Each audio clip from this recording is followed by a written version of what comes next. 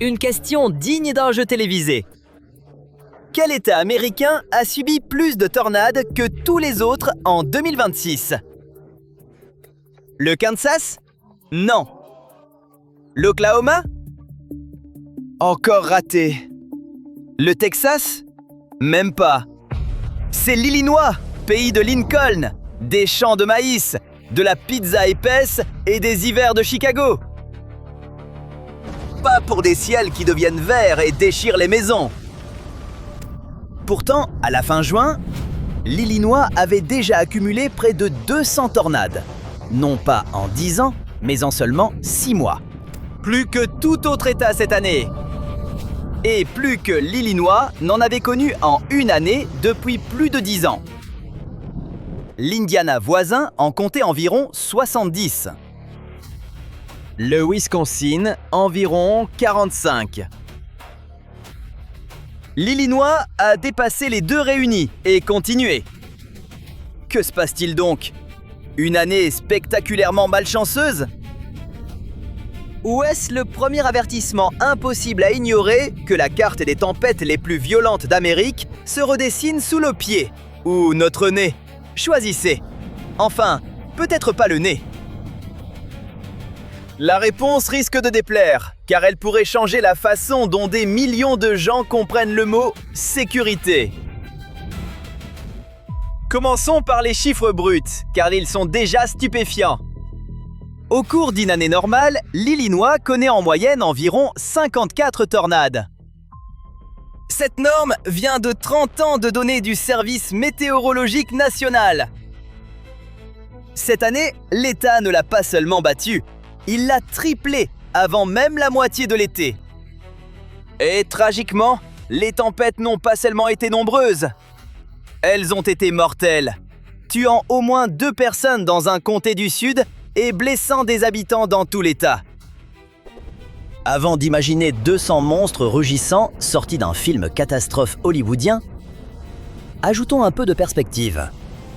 Comme les séismes se mesurent sur une échelle de magnitude, les météorologues classent les tornades sur une échelle spéciale, allant de EF0, le niveau le plus doux, capable de casser des branches, jusqu'à EF5, assez violent pour arracher une maison bien construite de ses fondations. La plupart des tornades de 2026 se situaient en bas de l'échelle. Les EF0 et EF1 dominaient largement, mais quelques-unes étaient vraiment sérieuses. Plusieurs tornades ont atteint EF2 et quelques-unes EF3, avec assez de puissance pour arracher les toits des maisons et retourner des voitures comme des crêpes. À la mi-juin seulement, 3 tornades ont traversé Springfield, détruit un refuge animalier et frappé l'aéroport régional. Et tout cela survient à peine 1 an après qu'une féroce tornade EF3 a ravagé plusieurs secteurs de Saint-Louis, laissant derrière elle des quartiers qui, par endroits, continuent encore aujourd'hui à ramasser les débris et à reconstruire. D'où la question à 1 million. Pourquoi l'Illinois et pourquoi maintenant? Cela fait 2 questions, mais poursuivons. Pensez à une tornade comme à une recette.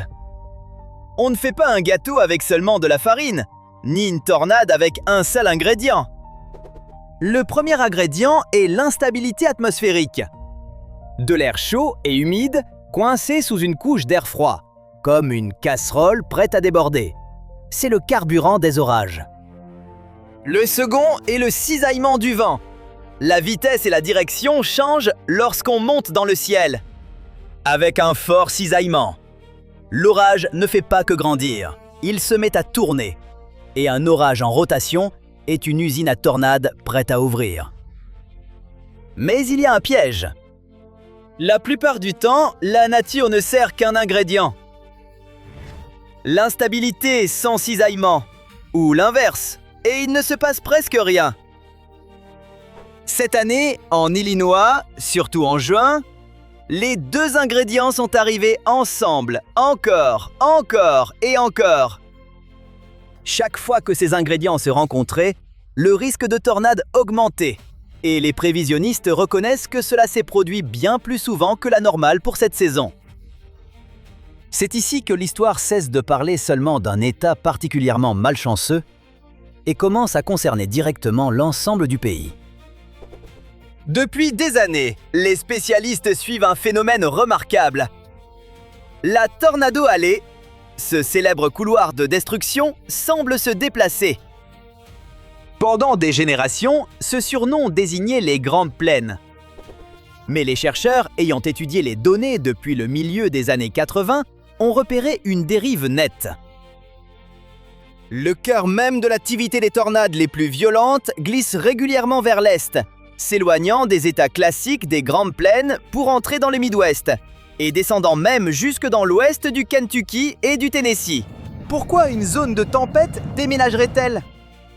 Une explication convaincante tient à l'humidité, ou plutôt à son absence. Les sécheresses plus fréquentes dans les plaines réduisent l'air humide près du sol qui nourrit les orages géants. Le réservoir se vide. Pendant ce temps, beaucoup plus à l'est, à travers tout le Midwest, puis le long des vallées du Mississippi et de l'Ohio, l'atmosphère sert un cocktail nettement plus fiable et régulier de chaleur, d'humidité et de cisaillement des vents. En clair, la cuisine des tempêtes a changé d'adresse et l'Illinois se retrouve maintenant dans une position inconfortable, beaucoup trop près du fourneau. Soyons honnêtes. Les scientifiques restent très prudents, et pour de bonnes raisons. Aucun expert crédible ne trace une flèche simple entre changement climatique et multiplication des tornades. Les tornades sont les divas de la météo. Petites, fugitives et obstinément difficiles à étudier. Elles ne laissent pas les longues traces de données bien ordonnées des ouragans ou des canicules. Mais les chercheurs s'accordent largement sur un point. L'évolution du climat transforme les conditions précises dont les tornades ont besoin pour se former et pousse progressivement la zone dangereuse vers l'est. Ce n'est pas un problème hypothétique et lointain réservé à nos petits-enfants. Ce déplacement rencontre déjà les phénomènes extrêmes d'aujourd'hui. Début juillet, plus de 260 millions d'Américains, soit la majorité du pays, étaient simultanément sous alerte météo. Une vague de chaleur pulvérisant tous les records étouffait les grandes villes, de New York à Philadelphie puis Washington, tandis qu'au même moment, une masse d'air instable produisait ailleurs des vents destructeurs, de la grêle, des crues soudaines et des tornades. Deux crises météorologiques extrêmes superposées pendant l'un des week-ends les plus chargés de l'année. Les autorités avertissent que personnes âgées, enfants, travailleurs extérieurs et malades cardiaques ou respiratoires sont les plus exposés à la chaleur, tandis que les familles menacées par les orages doivent préparer un abri avant d'en avoir besoin. Profitons-en pour briser un mythe dangereux. La Tornado Alley serait le seul endroit touché par de vraies tornades, tandis que toutes les autres régions pourraient se détendre. Cela n'a jamais été vrai, et l'Illinois vient d'en donner la preuve la plus forte depuis plus de 10 ans. Il n'existe aucune frontière officielle. C'est un surnom, pas une limite scientifique. L'activité varie naturellement et énormément d'une année à l'autre, guidée par de grands régimes météo qui décident où les tempêtes se regroupent. Une autre nuance honnête. Une partie de la hausse en 30 ans vient simplement de notre meilleure capacité à les repérer. Les radars ont énormément progressé et les signalements sont devenus plus complets, surtout pour les tornades faibles et brèves, qui seraient passées inaperçues il y a quelques décennies. Certaines sont filmées touchant le sol, sans danger, dans des champs vides, sans rien frapper.